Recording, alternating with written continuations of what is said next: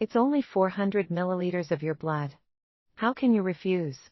Is it some sick desire of yours to watch me suffer and look pathetic in front of everyone? I opened my eyes to find my sister, Jenna Lane, in tears, accusing me again. My older brother, Tyler Lane, stormed over and kicked me. She's your sister, Sienna Lane. All she wants is to live. It's just a little blood. Why can't you agree to such a small request? I had always been frail, my health suffering from the constant blood transfusions Jenna required. His kick knocked me to the ground, and I trembled in pain, unable to stand no matter how hard I tried. Tyler yanked me up by the hair. Stop faking weakness. I know you're fine. Get up and go to the hospital to give Jenna your blood. He pulled so hard that a chunk of my hair ripped out, and a sharp pain brought tears to my eyes. I struggled to escape his grasp. If you're so generous, you do it. I'm not going. Jenna's sobbing intensified. I knew it. Sienna doesn't want to save me, she wants me dead. Fine, I'll grant her wish. She grabbed a scarf, still crying, and gently wrapped it around her neck, threatening to strangle herself. Tyler, panicked, rushed to snatch the scarf away. Sienna's the one who should die, not you. My mother, Florence James, marched over and slapped me, her voice dripping with disgust. Apologize to your sister right now. Then get to the hospital and transfuse your blood to her. Blood filled my mouth, and my cheeks throbbed from the impact. All I could do was laugh bitterly. Why should I? She doesn't deserve it. Jenna had aplastic anemia. My parents had me only because they needed the blood from my umbilical cord to save Jenna. When it turned out my cord blood wasn't a match, my mother's health deteriorated, leaving her unable to have more children. Because of this, everyone believed I owed Jenna, including Jenna herself. I had been forced to donate blood to her since childhood. My arms were covered with scars from countless needle punctures. The constant transfusions weakened my immune system, leaving me sick most of the time. My family often complained about the trouble I caused but continued to shower Jenna with affection. Jenna also resented me for excelling at school. She destroyed my trophies and tore up my certificates, but my family brushed it off, calling my achievements vain and meaningless. When a boy she liked wrote me a love letter, she rallied a group at school to bully me. My family scolded me for being promiscuous and locked me in the basement. They favored Jenna without question. I was constantly filled with frustration, but I clung to the hope that life would eventually improve. In the end, Jenna took credit for my book and stole my husband. My husband divorced me for her. Even overseas, Jenna tracked me down and caused my death. Even then, my mother still blamed me. I've lived a humiliating, tragic life. Thankfully, the God took pity on me and gave me another chance to rewrite my fate. I couldn't bear staying home any longer, only to be beaten and yelled at. Despite the pain, I forced myself up and tried to leave. Jenna was on the verge of a breakdown. Sienna refuses to give me blood. Does that mean she'll never donate again? She took my health and the man I love. Is she trying to take my life too? Florence, enraged, quickly caught up to me and grabbed my arm. Sienna Lane, you were born to save your sister. I don't care if you're willing or not, you will transfuse your blood to her. I refused to give in. Furious, Florence tried to inject me with a tranquilizer she had in her hand.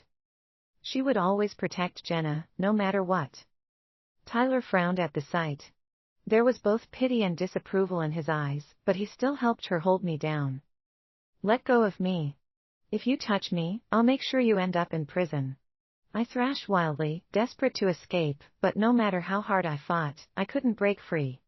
Despair and rage boiled inside me, threatening to tear me apart. Just as the syringe was about to pierce my skin, the housekeeper rushed in. Madam, Mr. Tyler, the book-signing manager is here to see Miss Sienna. He's waiting at the door. My family valued their reputation above all else.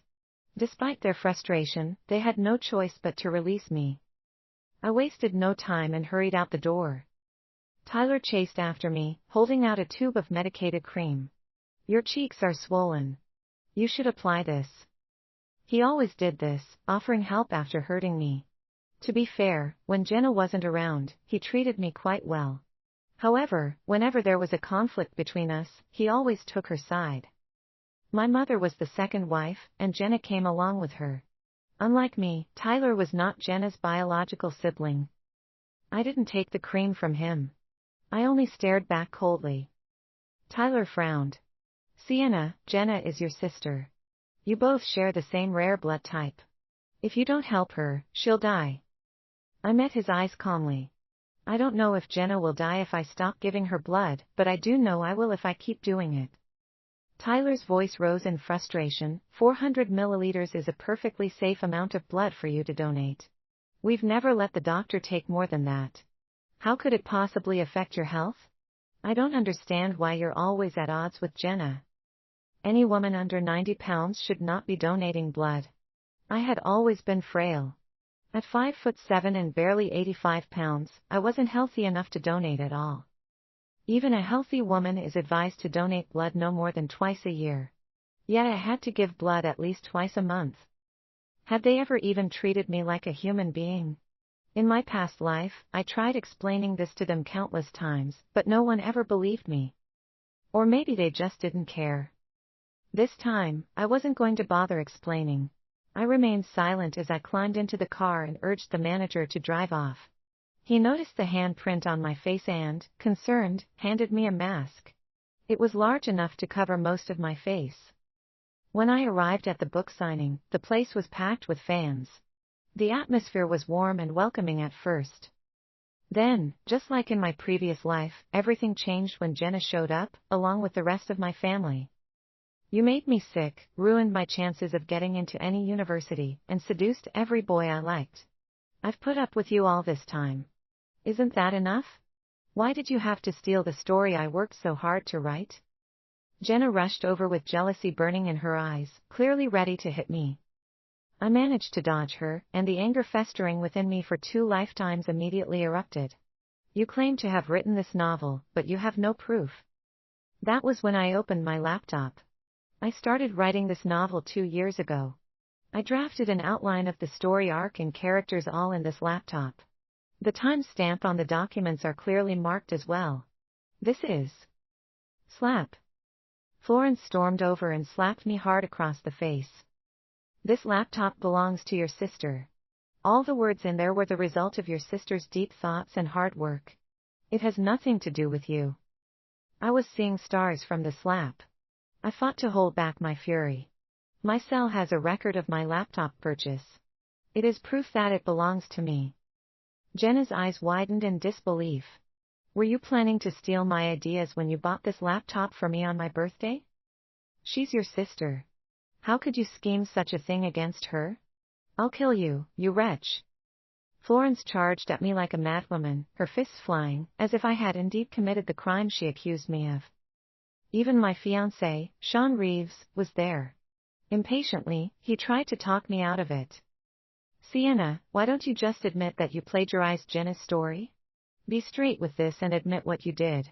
I'll still marry you on account of our time together. The crowd had their phones pointed at me, recording everything. No one questioned whether my family or fiancé were framing me. Apologize. You're a thief. Apologize. Demand after demand rang out, each more hostile than the last. Malice filled the air, all of it directed at me. Tyler gave me a sympathetic look, then addressed the crowd. Please, calm down, everyone. As the editor-in-chief, I promise you'll get an explanation. He glanced at me, a warning clear in his eyes. Sienna Lane, we're family. Jenna has agreed not to call the police. You should apologize to her in front of all the fans and tell them Jenna is the real author of this book. You should do what's best for everyone. I hated this hypocritical side of him. I was about to say something when someone else spoke up. Sienna wrote this wonderful piece of work. I watched her work on it with my own eyes. When did it become plagiarism? An intimidating elderly man in a suit appeared by my side. His appearance caused a huge commotion among the crowd. This man was Elijah Hale, a Nobel Prize winner in literature. He was also my friend despite our age gap. He was well respected internationally in the literature field. I looked at him with tears brimming in my eyes. Thank you for standing by me, Grandpa Elijah. This isn't really help. The truth is the truth, and no one can malign you with me around. Elijah patted my shoulder sadly. The crowd shifted. No one dared question Elijah, and they quickly turned on my family and fiancé. How could you frame your sister like that? Shameless. Despicable. Tyler looked utterly pale. Mr. Hale, Irritated, Elijah cut him off. You twisted the facts and framed a new author. How can someone like you be an editor-in-chief? Despicable men like you shouldn't be in this field. Jenna was going frantic. She sobbed and said, Mr. Hale, even if you are a literature titan, you don't have the right to poke your nose into another family's business. However, Elijah wasn't having it. I see now that any Tom, Dick, and Harry has the nerve to doubt me. A fake, hypocritical, vicious woman like you wouldn't be able to write such great work even if you lived 10 lifetimes. Sean and my family rushed to defend Jenna, but Elijah rolled his eyes. Who are you to waste my time? I've already called the police on Sienna's behalf. You can explain yourselves to them. The police arrived shortly after and took everyone to the station. Florence, Jenna, and Tyler were detained for 20 days for fabricating lies and slandering me, as well as for assaulting me. They were each fined $1,000. As soon as we left the station, Sean pointed a finger at me and yelled. Your sister is in poor health. Can you live with yourself if something happens to her while she's detained? You. Splash. I flung the contents of a water bottle at his face and then smashed the empty bottle on his head. It wasn't enough to ease my anger. In my previous life, he had forced me into a divorce and even hired thugs to harass me. How dare he come after me like this when I hadn't even sought revenge? Sean stood there, dripping wet, wiping his face furiously. Are you insane? I clenched my teeth. You can't even handle a splash of water. Imagine being beaten and screamed at every day, having your blood taken constantly. People like you, who criticize without understanding, are the worst. Sienna Lane. Stop shouting, I'm not deaf. Sean took a deep breath, trying to rein in his temper. Your family didn't commit any serious crime. It was a minor mistake. There's no need to be so petty. I don't want a wife who's heartless and vindictive. Go in there and tell the police you're willing to settle this privately. If you do, we'll still get married as planned. I stared at him coldly. That's not necessary. Let's break up. You're not good enough